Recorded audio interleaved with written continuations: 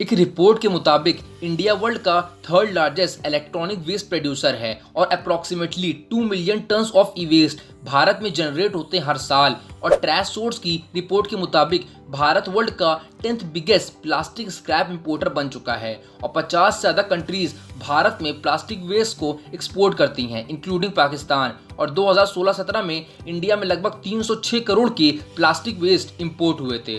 अब इस प्रॉब्लम को सॉल्व करने के लिए किसी न किसी को तो आगे आना ही था, तो इस वेस्ट मैनेजमेंट के काम को करने के लिए दिल्ली के रहने वाले 25 साल के मुकुल छाबरा आगे आते हैं अपनी कंपनी स्क्रैप अंकल के साथ। और आज के वक्त में इनकी कंपनी की वैल्यूएशन 12 करोड़ रुपए है। तो चलिए जानते हैं कि आखिर वेस्ट के थ्रू मुकुल ने कैसे खड़ा कर दिया करोड़ों का बिजनेस, वो भी सिर्फ 3 सालों के अंदर। और एट लास्ट मैं आपको 3 ऐसी स्ट्रेटजीज बताऊंगा जो कि मुकुल ने खुद अपने स्टार्टअप में यूज करी थी और शायद उसी स्ट्रेटजीज की वजह से आज वो सिर्फ 3 सालों के अंदर उन्होंने 12 करोड़ की कंपनी खड़ी कर दी। तो बने रहिएगा एंड तक। मुकुल का जन्म हरियाणा के सोनीपत में हुआ था। उन्होंने अपनी पढ़ाई सोनीपत से ही कंप्लीट करने के बाद दिल्ली में आईआईटी की कोचिंग करने के लिए चले गए थे, जहां बाद में चल के उनका एडमिशन ट्रिपल आईटी दिल्ली में हो गया था। कॉलेज में उन्हें समझ आ गया था कि ज़्यादातर उनके कलीग्स ओला, उबर और ओयो जैसी कंपनीज में काम करना चाह रहे थे, यहाँ तक कि यह लोगों की ड्रीम जॉब्स थी। लेकिन मुकुल को यह समझ नहीं आ रहा था कि आखिर लोग सिर्फ इन्हीं कुछ कंपनीज में जॉब क्यों करना चाह रहे थे।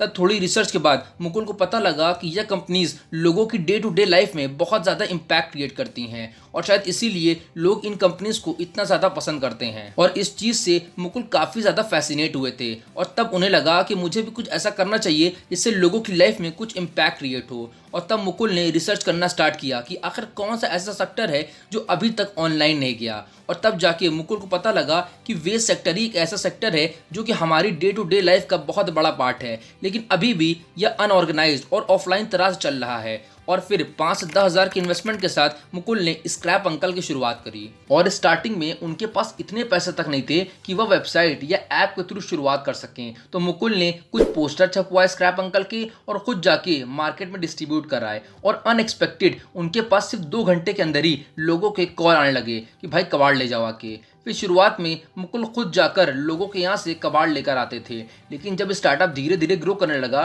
तो मुकुल ने 2 कबाड़ी वालों को हायर कर लिया और वह उनके साथ फ्लैट में ही शिफ्ट हो गए और साथ में रहने लगे, क्योंकि मुकुल को इस फील्ड की डीप नॉलेज चाहिए थी जो कि उन्हें कबाड़ी वालों से अच्छी कोई नहीं दे सकता था।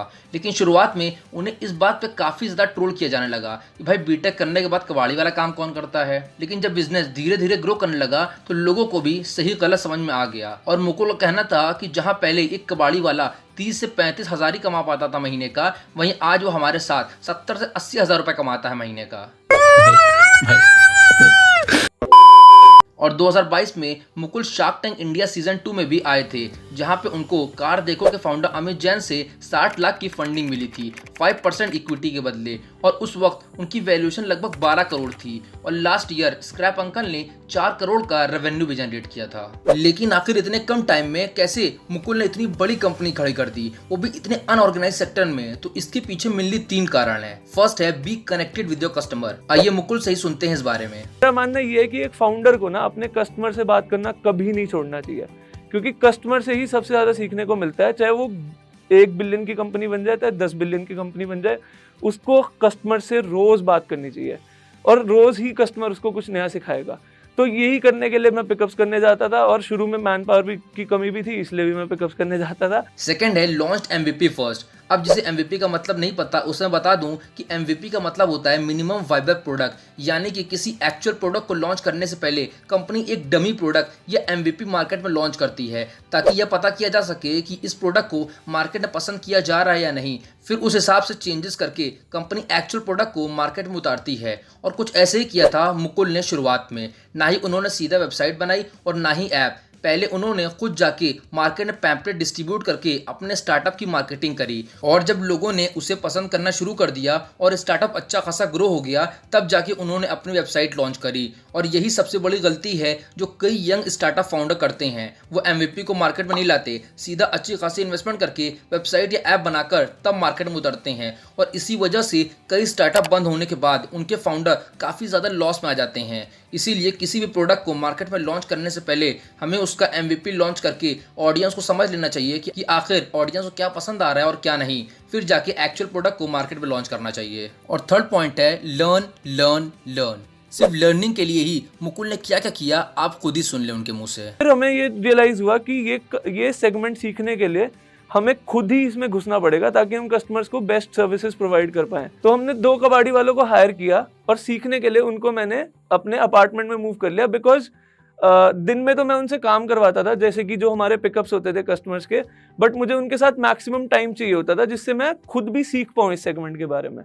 तो जो ये कबाड़ का सेगमेंट है इसके बारे में 2 चीज़ें हैं। एक तो ये कॉम्प्लेक्स है, like it is not easy to understand. इसमें बहुत सारी वेराइटीज़ होती हैं। ग्राउंड लेवल की जो नॉलेज है ये आपको कहीं किताबों में नहीं मिल सकती।